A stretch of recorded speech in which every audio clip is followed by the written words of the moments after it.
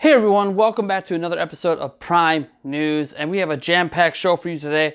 The first story, however, is a little bit on a somber note. This is a follow-up to a story we covered last week, and this has to do with Chris Taylor, a terminal cancer patient who there was an online movement started for. He did not request this movement to exist. It was started for by friends. It was started for by another developer in the industry, and then we helped push it forward as well on YouTube last Monday.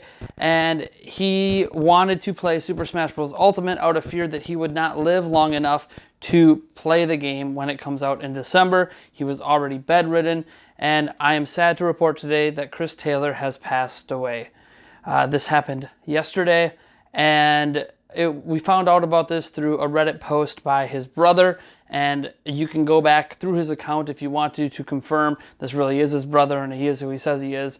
All of this has already been vetted, and here's the official statement from his brother on Chris Taylor's passing. Today, Chris passed away at around 5 p.m. Eastern.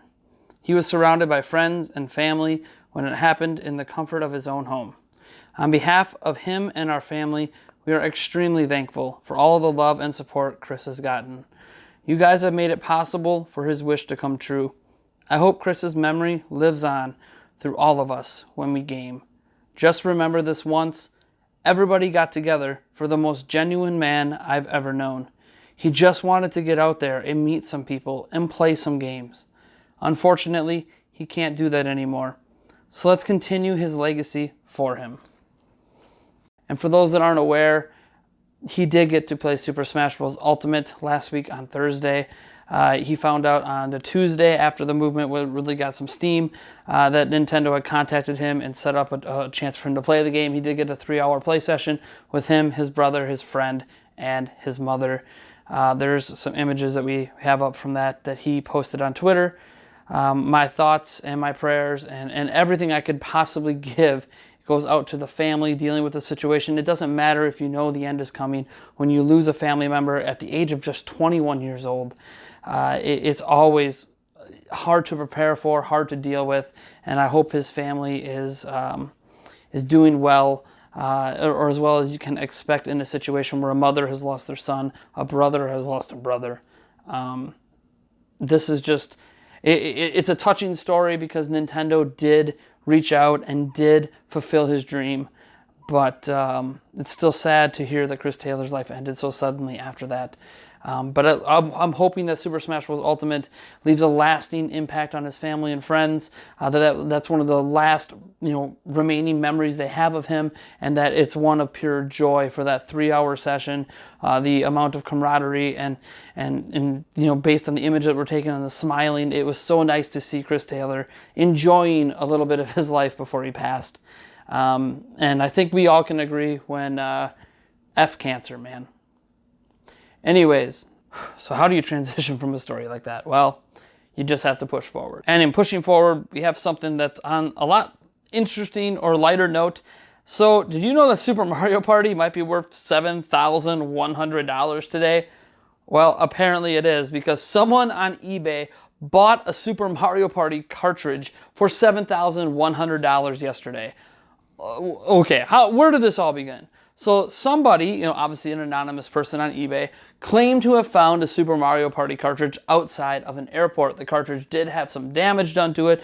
In particular, on the back of the cartridge, some of the plastic grills were missing. However, he did claim the game still worked, and he even posted up video evidence showing the game in action and him moving characters around with the Joy-Con. Obviously, there are ways you could potentially fake all of this, but under the presumption that it's not fake and that the cartridge is real, it sold for $7,100 on eBay. There was 81 bids on this cartridge, and if I had to guess, assuming that this is a legit cartridge and no one's pulling a fast one, my guess is the fact it was found right outside of an airport tells me that it was probably a review copy for an outlet, and it just was dropped in the midst of travel. This is one of the concerns I always have with cartridges, whether it's 3DS, Switch, or whatever, is they're so small, it's easy to lose them, and in this case, if this is true and it was a legit cartridge, congratulations to the person who sold it for $7,100. I think it's interesting that it sold for that $7,000 mark because the game comes out in 10 days. And after shipping and handling and all that, the person might get, 5, maybe 6 days early access to Super Mario Party. And they value that 5 to 6 days early access at $7,100. Or I guess you could say $7,040 because, if you would just buy the game, $60. I just think it's an interesting tale. And I don't know what's going to happen. Obviously, I assume once that game gets to the person who bought it, we're going to see everything about Super Mario Party leaked on the internet because why wouldn't this person? They're not under an NDA. The chances of them getting in any trouble besides, getting their videos taken down on YouTube, if they decide to put the content up elsewhere, they're probably going to be just fine because this person didn't do anything wrong. They bought a cartridge off eBay. The person found the cartridge. It's not anyone's fault here except for the person who obviously lost the cartridge. But, just an interesting story. I always find it weird when you see the value of games like this when they're so close to release. It makes me wonder, what would a Breath of the Wild sold if it had been lost at an airport a week before release, right? Like, what would a copy of that sold? If Super Mario Party got $7,100, could Breath of the Wild way back when get $30,000? $40,000? I mean, it's crazy to think about these kind of numbers and the amount of money people have to throw away. But, hey, congrats for finding a cartridge at an airport and making $7,000. Hell, if I knew I could make $7,000 off finding a cartridge at the airport, maybe I should just start scouring the airport for review copies of games and then selling them so I can afford to pay for the rest of my gaming collection and the rest of this, studio. All right, folks, so the next story actually deals with Sony. Now, Sony is leaving the portable gaming market officially in 2019. Here's a statement they have put out on that front. In Japan, we will manufacture PlayStation Vita until 2019. From there, shipping will end. Currently, we do not have any plans regarding a new handheld device. And then another spokesperson came out and noted that the PlayStation Vita will be the last of its kind, essentially saying that we have zero plans to ever make another handheld. This is interesting because it leaves Nintendo all alone in the handheld space, and even with Switch being a hybrid, there will be no competition from Sony on that front. Nintendo is all alone, and probably loving the fact that they're all alone, that everyone's just conceding handhelds and hybrid market to Nintendo. This can only bode well for the future sales of Switch and any other handheld device Nintendo makes because, hey, there's nothing else really out there. The GDP Win 2 is probably the closest competition, and that has such a minute amount of consumers that I don't even think Nintendo's even worried about it. And with Animal Crossing and 2 Pokemon games coming out this year and then next year, Fire Emblem arriving, it appears that we're starting to hit that critical mass when it comes to the games that help make 3DS and DS popular. So I can't wait to see what happens with Switch moving forward with sales. But yeah, Sony's bowing out and they're done. I think we expected this, to be fair, after the kind of sales bombing of Vita outside of Japan. I didn't really think that they were going to make another system, but you never knew. You never knew what their plans for PlayStation 5 were, and maybe they wanted to go this route, go the hybrid route. They're obviously not. So I guess Nintendo is once again, just kind of like with Wii, in a market on their own. And we'll just have to see what Nintendo does with that moving forward. In other news, there was an update to Switch's eShop, in particular the JSON. And for those who don't know about that, it's a back-end thing that lists all the various things that are available in the eShop, blah, blah, blah, blah. It's a way to extrapolate data about future releases or new titles being added that might not be announced. This is where we see a lot of the leaks come from. And, well, they just added recently a virtual console section, very similar to how they have it on 3DS.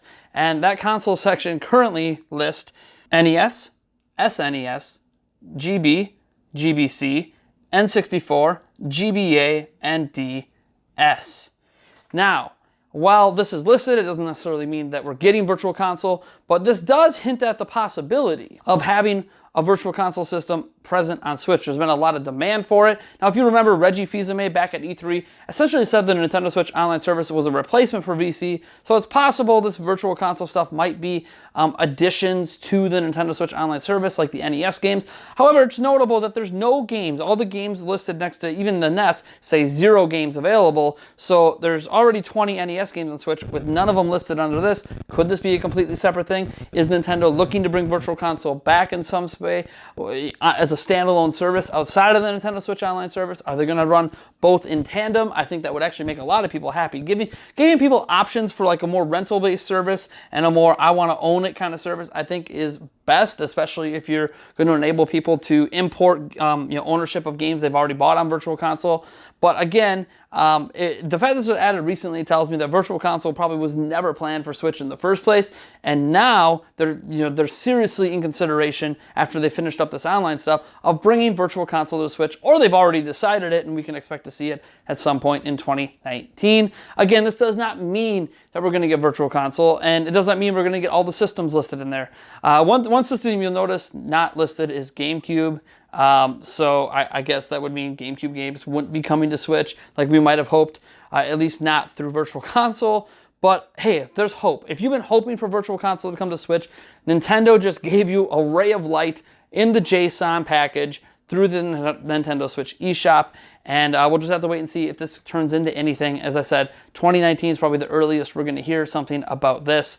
So yeah, good luck to everyone out there who really wants Virtual Console. I'm not one of those people that cares a whole lot about it, but I understand the demand. I understand that Nintendo should deliver on it, and we'll just have to wait and see. And our last story for today is actually about a new game. Today, Arena of Valor, a very popular MOBA made by Tencent. It's been on mobile devices everywhere for quite some time, has now released on Nintendo Switch. And yes, just like Fortnite before it, it is absolutely free to play. I don't know how the microtransactions work in it yet because I've never played Arena of Valor, but we will be live streaming Arena of Valor, playing with our patrons and our members here on YouTube this Friday around 8 p.m., 9 p.m. Central Standard Time. So if you're looking to check out the game then, maybe I'll put some gameplay up. In fact, if you guys would like to see some gameplay of Arena of Valor today, let me know down in the comments. I've already got the game downloaded. I'm about to boot it up later so I can test it out and play it a little bit and kind of get used to things.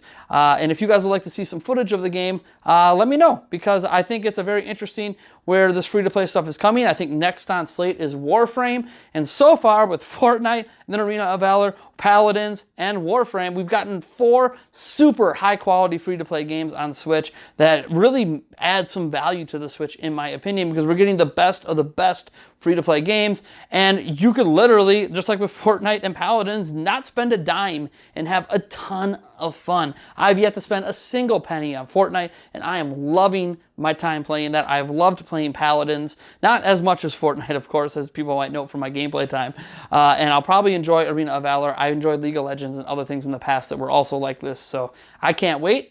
And maybe you guys can't wait either. Go download it right now if you're interested. Otherwise, as I said, if you want me to put gameplay, let me know down in the comments below. Not really sure. We're not a channel that does a lot of gameplay like that, but heck, why not? I already have the game. It's not that difficult for me to just record it while I play it and then show you guys what's up.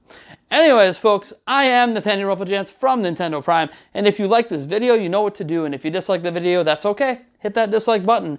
If you enjoy what we do here at the channel, be sure to hit that subscribe button, hit the bell icon as well, so you make sure you get the best chance, at least, at getting notifications.